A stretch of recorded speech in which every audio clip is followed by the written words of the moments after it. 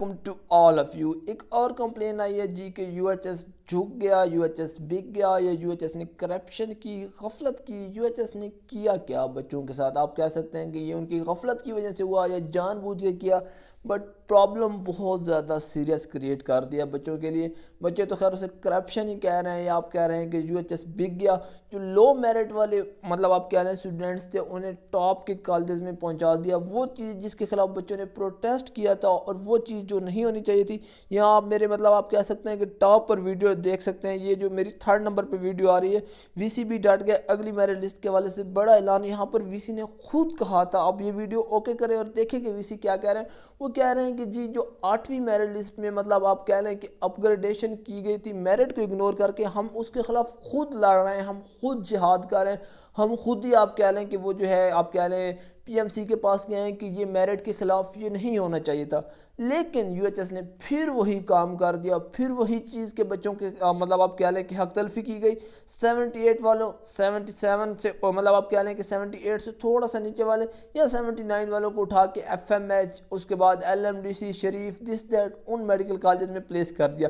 यहाँ तक तो आप सबको ये बात पता होगी कि वहाँ पर उन बच्चों के नाम आ गए, बट आए कैसे? मतलब क्वेश्चन ये है ना कि वहां पर आए कैसे, जरा ये मैं आपको समझाता हूँ, फिर आपको समझ लगेगी कि आखिर यूएचएस ने किया क्या है। वो बिका है, झुका है, या उसकी गफलत है। ये चीज़ मतलब जो इंटरनल स्टोरी है, असल बात है, मैं आपके साथ वो शेयर करने जा रहा हूँ। वीडियो में आगे बढ़ते हैं उससे पहले एक इंपॉर्टेंट चीज़ कि अगर आपने काशिफ राइड को सब्सक्राइब नहीं किया तो सबसे पहले काशिफ राइड को सब्सक्राइब कर लें, और ये वीडियो आपने लाइक करने के साथ साथ आपने शेयर भी ज़रूर करनी है।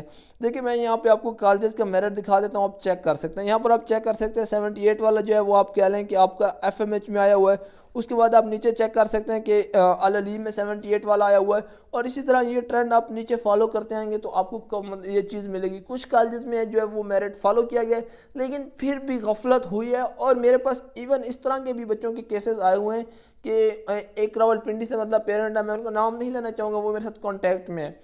उनके बच्चे का आप क्या लें कि पहले इस्लाम मेडिकल कॉलेज सियालकोट में एडमिशन हुआ था, 80 प्लस समथिंग उनका एग्रीगेट, 80 प्लस 29 मेरे ख्याल में उनका एग्रीगेट है। अब उनके साथ ये होना तो ये चाहिए था कि फोर्स प्लेसमेंट के बाद उनकी अपग्रेडेशन होती और वो किसी ऊपर के मेडिकल कॉलेज में जाते।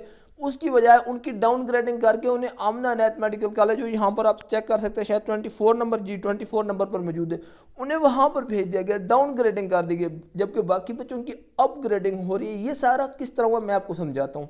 लेकिन बात इस तरह से है, यूएचएस के पास जब यूएचएस के पास अदालती फैसला आता है तो उसके पास 2 कैटेगरीज के बच्चे होते हैं। एक वो कैटेगरी जो आप कह लें अपनी प्रेफरेंस के अकॉर्डिंग आए, जो ओके थे, जिन्हें किसी किस्म का कोई मसला नहीं था। उसके बाद दूसरी कैटेगरी उन स्टूडेंट्स की आती है जिनकी आप कह लें कि फोर्स प्लेसमेंट आई थी।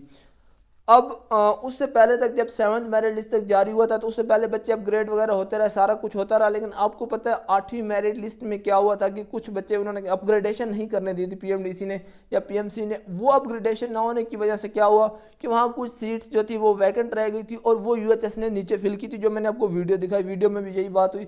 इसी के खिलाफ पेरेंट्स ने प्रोटेस्ट किया था, यूएचएस के पास गया था कि आप ऐसा कैसे कर सकते हैं, आप बच्चों को 78 वाले को एफएमएच में कैसे भेज सकते हैं। बट जब वो 7 मेरिट लिस्ट तक अपनी चीज़ें रेक्टिफाई की, कॉलेजों ने लिस्टें भेजी, जिस बच्चे ने ज्वाइन किया, फीस रिफंड करवाई, सारा कुछ करने के बाद तो हर कॉलेज में एक एक दो दो सीट्स जो थी वो आप कह लें वैकेंट रह गई, वहाँ वैकेंसीज क्रिएट हो गई, क्योंकि बच्चे नाम्स वगैरह या इधर उधर कहीं ना कहीं पर चले गए। अब यूएचएस ने क्या करना था, उन बच्चों को एडजस्ट करना था। मतलब वहाँ पर जो सीटें आप कह सकते हैं कि वैकेंसीज क्रिएट हो गई, वो वैकेंसीज फिल करनी थी। देखिए असूल के मुताबिक तो ये होना चाहिए था कि चलो, बाकी पहली बात तो ये है कि रूल यही है कि अगर आप मतलब एक चीज़ को फॉलो कर रहे हैं तो फिर यही है कि आप सपोज करें आपने एफएमएच में सीट फिल करनी है तो आप शालामार से बच्चे को उधर प्रमोट करें, जैसे कि गवर्नमेंट मेडिकल कॉलेज में होता है, शालामार वाला नीचे और ये सिलसिला चलता। चले अब वो चीज़ फॉलो नहीं कर रहे थे अदालत के कहने पे, क्योंकि आपके अकॉर्डिंग वो अपनी मतलब जो उनकी 3 प्रेफरेंसेस थी वहाँ पे आए थे, आप इस चीज़ को जस्टिफाई कर सकते हैं। बट फिर उसके साथ दूसरी कैटेगरी आपके पास क्या आती है, आपके पास अब वो बच्चे आ जाते हैं जो फोर्स प्लेसमेंट थी, अपनी प्रेफरेंस से हट के उन्हें कॉलेज मिला था। तो अब आपने उनके ज़रिए मतलब आप कह लें वो सीटें फिल करनी थी। बट उसके लिए क्या रूल बनता है, मतलब लॉजिक क्या कहती है? लॉजिक ये कहती है कि आप उन तमाम बच्चों की एक लिस्ट बनाएं, उसके बाद आप देखेंगे जो आपसे मतलब मेरिट वाइज, ठीक है, जो सबसे टॉप वाले मेरिट वाले हैं, वैसे तो ये बात भी गलत है, नहीं होनी चाहिए, ठीक है, एफएमएच में बच्चा शालामार से आना चाहिए, बट यूएचएस ने जो किया उसी में अगर मतलब मैं लॉजिक बेस्ड बात करूँ, वही चीज़ है कि वो प्रेफरेंस वाली से रीज़न देंगे। तो उन्हें ये करना चाहिए था कि उनकी मेरिट वाइज लिस्ट बनाते, जो सबसे टॉप वाला है उसको जो सबसे टॉप में वैकेंसी थी वहाँ पर, उसके बाद उससे नीचे, और ये सिलसिला इस तरह चलते चलते आ जाता, जिस तरह मतलब आप कह लें मेरिट डिक्रीज हो जाता, कॉलेज भी डिक्रीज आ जाता और हर कोई राज़ी होता। बट हुआ क्या, जैसे ही कोर्ट की आप कह लें, मतलब इसमें मैं किसी का नाम नहीं लूँगा, मेरे पास ऑब्वियसली बात है उस चीज़ की एविडेंस है जिस चीज़ की मैं बात कर रहा हूँ, हर चीज़ का मतलब मुझे पता है, लेकिन यह है कि मैं नाम लेके किसी को ब्लेम नहीं करना चाहूँगा, मैं आपको जस्ट रियलिटी बता रहा हूँ। जैसे ही कोर्ट की हियरिंग एंड होती है, कोर्ट की जानब से, कोर्ट का तो कोई मतलब ना तो कसूर है ना ही उसे इस चीज़ का पता है कि यहाँ क्या हो रहा है क्या नहीं हो रहा, कोर्ट ने सिंपली ऑर्डर कर दिया, आप पूरा डिसीजन पढ़े, कहीं पर नहीं लिखा कि आप मेरिट को वायलेट करें, लो मेरिट, कोर्ट का इसमें रोल नहीं है, सब कुछ जो है वो यूएचएस ने किया, कोर्ट के सिंपली ऑर्डर थे मेरिट फॉलो करें और बच्चों को जहाँ जहाँ प्रॉब्लम आ रहा है उस चीज़ को रेक्टिफाई करें। कोर्ट की हियरिंग एंड होने के बाद यूएचएस को एक मेरिट लिस्ट, मेरिट लिस्ट तो नहीं कह सकते, आप कह सकते हैं कि स्टूडेंट की लिस्ट मिलती है। वो कौन से स्टूडेंट की लिस्ट मिलती है, वो 58 स्टूडेंट्स होते हैं और वो 58 स्टूडेंट्स वो होते हैं जिन्हें आप कह लें जिन्होंने पिटीशन दायर की थी, जो अदालत में केस लड़ रहे थे, मतलब वो टोटल अगर वो पहले आप कह लें कि 40 या 45 के करीब केस लड़ रहे थे, बट लिस्ट 58 स्टूडेंट्स की मिलती है जो उन लोगों की तरफ से बना के दी जाती है, या आप कह लें कि वो बना के देने वाले वो होते हैं जिन्होंने अदालत में केस किया था। और ये तमाम वो बच्चे होते हैं जो फोर्स प्लेसमेंट में आए होते हैं, जिनकी आप कह लें कि प्रेफरेंस के अकॉर्डिंग उन्हें कॉलेज अलॉट नहीं हुआ था। यहाँ पर आके यूएचएस क्या करता है, वही चीज़, ये आपने खुद, वो यूएचएस बता सकता है कि जी वो झुका बिका करप्शन की या डर गया वट एवर जो भी है, लेकिन उसने क्या किया कि वो जो 54 के करीब उसके पास स्टूडेंट आए थे उनको स्टार्ट कर दिया मतलब नवाजना, उनकी प्रेफरेंस देखी टॉप से, उन 58 को पहले रख लिया, उसके बाद जो सीटें बचती थी वो फिर फोर्स प्लेसमेंट वाले जैसे बेचारे कोई किधर आता रहे, मतलब आप लिस्टें चेक करें, मैंने 1 बाय 1 लिस्टें देखी हैं, आप बंदे को समझ नहीं आती कि इन्होंने किया क्या, कौन सा कहाँ का किधर का फार्मूला लगाया।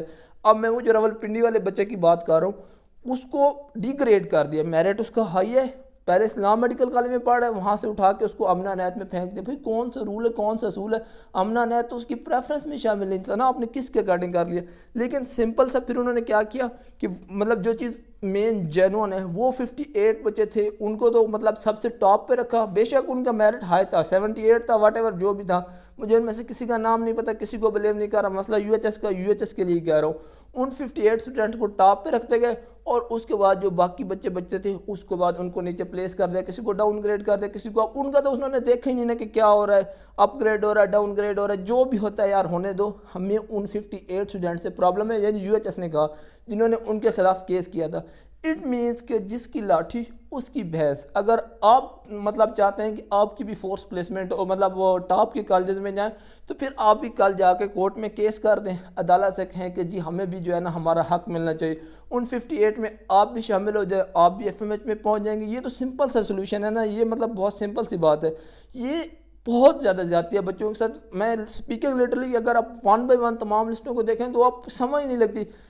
88, 87, 86 से मेरिट लिस्ट स्टार्ट होती है और वो आप कह लें कि चलती चलती चलती अगर बीडीएस को मैं शामिल कर लूँ तो वो नीचे पता नहीं कहाँ तक आप कह लें 74, 75 तक आ जाती है। कौन सा फार्मूला लगा, कौन सा अलजबरा लगा, कोई समझ नहीं आई। असल में तो जो लगा वो तो खैर मैं आपको बता चुका हूँ कि उन्होंने क्या किया।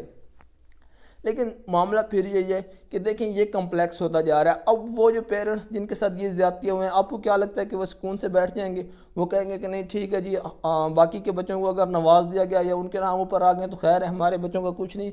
हर बंदा इसको चैलेंज करेगा। बहुत सारे लोग अभी मुझे कह रहे हैं कि सर अगर वो लोग चैलेंज कर सकते हैं तो चैलेंज करने के लिए जो है इस चीज़ को हम भी चैलेंज कर सकते हैं और हम ज़रूर जाएंगे। ठीक है, 26 तारीख को हियरिंग है कोर्ट में, वो भी जाएंगे, कोर्ट से कहेंगे कि सर ये देखिए हमारे बच्चे का क्या कसूर है, उसे किस चीज़ की सज़ा मिली है, तो उसे एम इस्लाम मेडिकल कॉलेज सेल कोर्ट से उठा के अमना नैत में डाल दिया गया। ये कोई रीज़न तो नहीं है ना, कोई लॉजिक तो नहीं है ना, किस बेस पे डाला गया? एक अब बच्चे को क्यों डाउनग्रेड कर रहे हैं? इसी तरह बहुत सारे और भी केस हैं। अगर मैं आप कह लें कि 1 बाय 1 यहाँ पर डिस्कस करने लग जाऊँ तो काफ़ी टाइम लगेगा, बट इसका एंड पे नुकसान किसको होना है? बच्चों को नुकसान होना है। ठीक है ना, मतलब वो पार्टी आप कह लें खुश होगी ना वो खुश होगी। मैं किसी को सपोर्ट या किसी के अगेंस्ट नहीं हूँ, सब अपनी जगह ठीक है, बच्चों के साथ कंसर्न नहीं है, बट नुकसान बच्चों को होगा। फिर डिले होगा मामला, एक नया केस, एक नई से दोबारा से चीज़ें चलेंगी और वो फिर उसी तरह चलता रहेगा। इसलिए मेरी मतलब आप कह लें कि यूएचएस से या रिक्वेस्ट है या पेरेंट्स से भी रिक्वेस्ट है कि इस चीज़ को हल करें जितना जल्दी हो सके। एक तो ये आपने बहुत गलत किया, कोई इस चीज़ को नहीं मानेगा। वो मैंने जिस तरह आपको बताया ना कि एक साइकिल है, एक बच्चा कहता है कि मैं अपने पुराने कॉलेज में जाना चाहता हूँ, वो वापस आएगा तो जो बच्चा वहाँ पर ऑलरेडी आपने किसी और कॉलेज से प्लेस किया था उसको आप कहाँ पर एडजस्ट करेंगे।